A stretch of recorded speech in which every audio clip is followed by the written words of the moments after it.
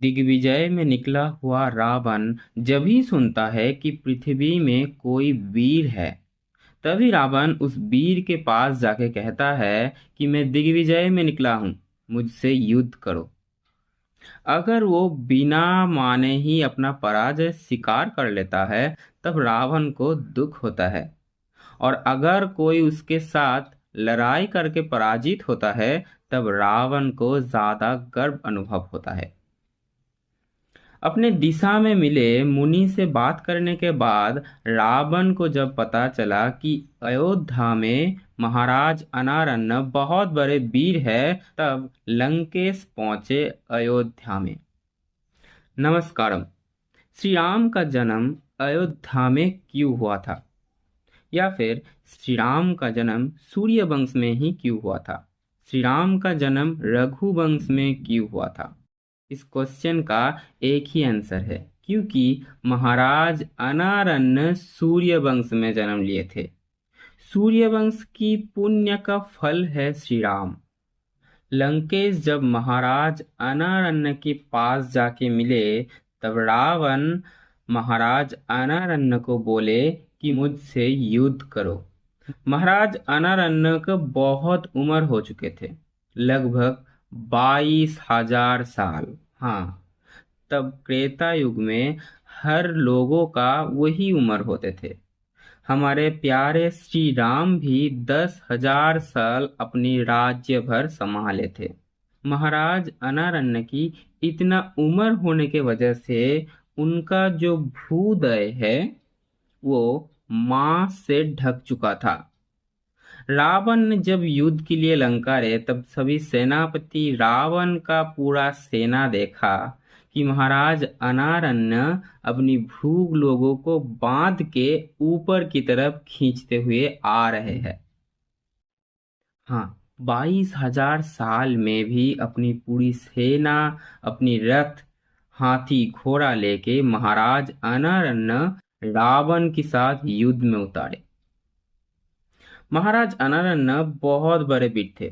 बहुत देर तक युद्ध चलने के बाद रावण का सेनापति भंग दिया। रावण की सेनापति जब युद्ध से निकल चुके थे, तब महाराज रावण युद्ध में आए। महाराज अनारन्न के साथ बहुत घमासान युद्ध हुआ, लेकिन महाराज अनारन्न बहुत बड़े वीर थे। उन जैसे योद्धा से रावण पहली बार मिल चुका था। बहुत देर तक जब युद्ध चला, तब दोनों की शरीर से रक्त बह रहे थे। कोई किसी के ऊपर नहीं जा रही थी, लेकिन एक समय आ गया जब रावण की तुन में एक भी तीर नहीं थे। लेकिन महाराज अनारन्न के पास बहुत सारे दिव्यास्त्र थे। रावण छल से उनकी रथ में जा गिरे और बूढ़ा महाराज की छाती में एक वज्र चापर मारे, जिसके वजह से महाराज अनारन्न रथ में ही छटपटाने लगे। रथ में छटपटाते हुई महाराज अनारन्न के पास जाके रावण बोले, तुम मुझसे युद्ध करने चले थे? तुमको पता है मैं कौन हूँ? मैं महाराज लंकेश हूँ, जो अभी पूरा दिग्विजय में निकला है। मैं सभी को पराजित कर चुका हूँ। कुबेर, यमदेव, इंद्र, वरुण, नागराज, वासुकी, पूरा पाताल लोग मेरे अधीन है।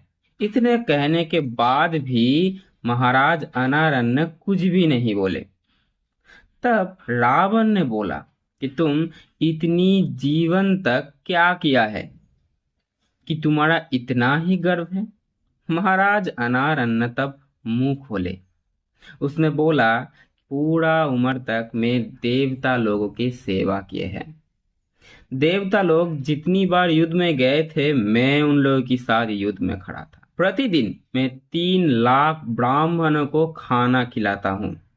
प्रतिदिन मैं बहुत सारे सोना, चांदी, मणि, मुक्ता दान भी करता हूँ।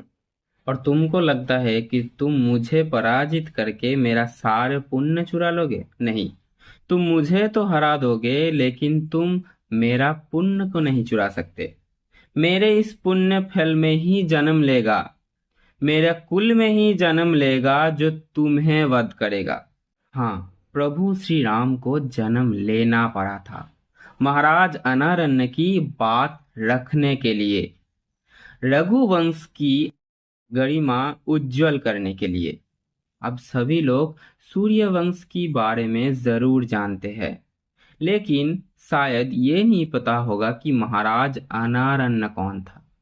इसीलिए सूर्यवंश कुल में जन्म लिया महाराज अनारण्य को जो लंकेश हराया था, उसी सूर्यवंश में श्री राम जन्म लेके लंकेश को हराया था।